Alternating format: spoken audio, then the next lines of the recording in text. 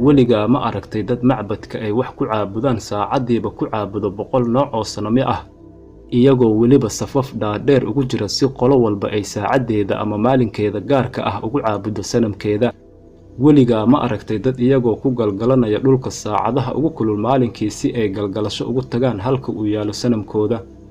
Sri Lanka waa wadanka ugu badan adduunka ee lagu caabudo sanamyada marka laga soo tago dhulweynaha Hindiya iyo China Sri Lanka waa jasiirad weyn oo ku taala koonfurta Hindiya gaar ahaan iyadoo dhacda badweynta Hindiya ee koonfurta qaaradda Aasiya iyadoona si rasmi ah loogu yeero Jamhuuriyadda Dimuqraadiga ee Sri Lanka jasiiradda Sri Lanka taariikhdii hore waxaa loo yaqiinay magaca Ceylon waxaana hadda marmarka qaar loogu yeeraa jasiiraddan ilintii Hindiya ama jasiiraddii Dheemanka taasoona ay u muuqato markii loo fiiriyo jasiiraddan qaab juqraafiyeedkeeda caasimadda waddankan waxaa lagu magacaabaa Sriwijaya Wardambure Kotte oo sida caanka ahna loogu yeero magaalada Kotte dadka ku nool jasiiraddan waxaa lagu qiyaasaa ilaa iyo 22 milyan oo qof wax ku dhow waana dad kala duwan oo kala af iyo kala dhaqan iyo kala diin ah dadka ama qoomiyadda ugu badan waddankan waxaa lagu magacaabaa qoomiyadda Sanhaliska waxaana ku xiga qoomiyadda Tamilka kuwaas oo dega oo ku badan waqooyiga jasiiradda Sri Lanka taariikhda waddankan waxaa lagu xusaa doorkii ay ku lahaayeen labadan qowmiyadood taariikhda jasiiradda sidoo kale jasiiraddan waxaa ku nool dadyo kale oo aad u badan oo ay ka mid yihiin sida dadka Mooriska Fiidaha Malayga Boorgariska iyo Jainayska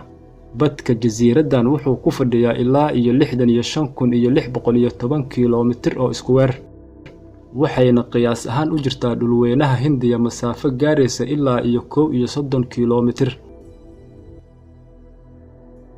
dhanka kale diinta ugu badan ay ku dhaqmaan dadka reer Sri Lanka waa diinta Buddhismka waxaana la sheegaa oo lagu qiyaasaa inay diinta Buddhismka soo gashay jasiiradda Sri Lanka 3 qarni ka hor miilaadiga waxaana si weyn u aaminsan qoomiyadaha kala ah Sanhaliska iyo Tamilka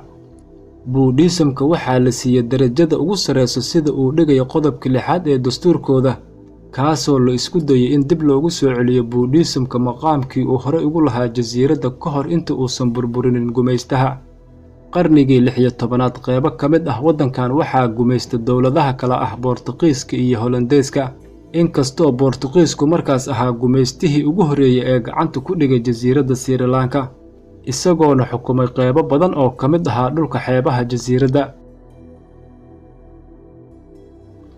balse 1638 heshiis dhexmaray boqortooyadii Kandy iyo Hollandeeska ayay waxay ku heshiiyeen in gabi ahaanba laga saaro Boortaqiiska dhammaan dhulka xeebaha jasiiradda Hollandeesku markuu jabiyay Boortaqiiska wuxuu dadka reer Sri Lanka dusha u saaray inay bixiyaan canshuur ka badan midii ay siin jireen Boortaqiiska isagoona xilligaas ka baxay heshiiskii uu kula jiray boqortooyadii Kandy intaas kadib jasiiraddu waxay gacanta u gashay gumaystihii Ingiriiska wuxuuna gumaystihii Ingiriiska uu xukumayay Sri Lanka muddo gaaraysa 150 sannadood oo gumaysi ah Sri Lanka waxay xornimadeedu qaadatay sanadku markuu ahaa 1948 iyadoona 7 sano kadib loo ogolaaday inay noqoto xubin ka mid ah dowladaha qaramada midoobe sidoo kale Sri Lanka waxaa soo maray dagaalo sokeeye oo waaweyn oo aad loogu riiqmay wuxuuna dagaalkaas bilowday 23 Luulyo 1983 wuxuuna ahaa dagaal u dhexeeyay jabhadihii Tamil Tigeriska ama shabeelladii xoreynta iyo ciidamadii dowladdii Sri Lanka jabhaduhu waxay ahaayeen kuwo dalbanaya madax banaanida inay noqdaan dowlad Tamil ah oo markaas xukunta waqooyi bari ee jasiiradda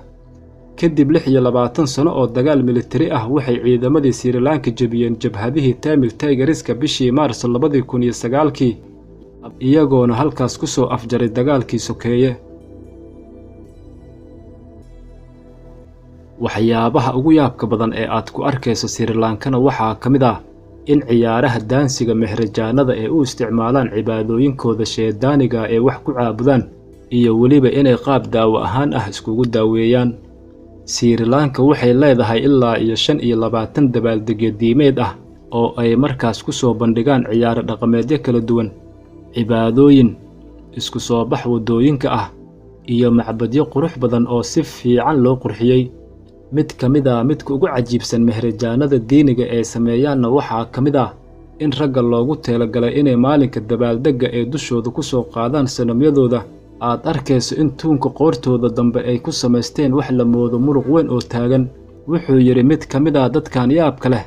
waxaan muruqa tuunkayga soo bilaabay inaan dhiso 9 jirkaygii, waxaana mar walba tuunka qoortayda ku qaadi jiray waxyaabaha culus.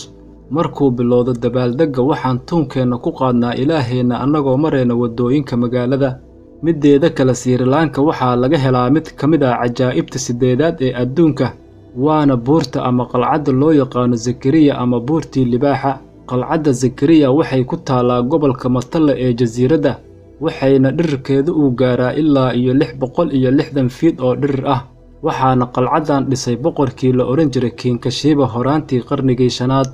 Haddaad isku daydo inaad fuusho qalcaddan ayaa waxa ku sugaya oo keliya ay tahay 1200 oo tilaabo si aad u fuusho qalcadda.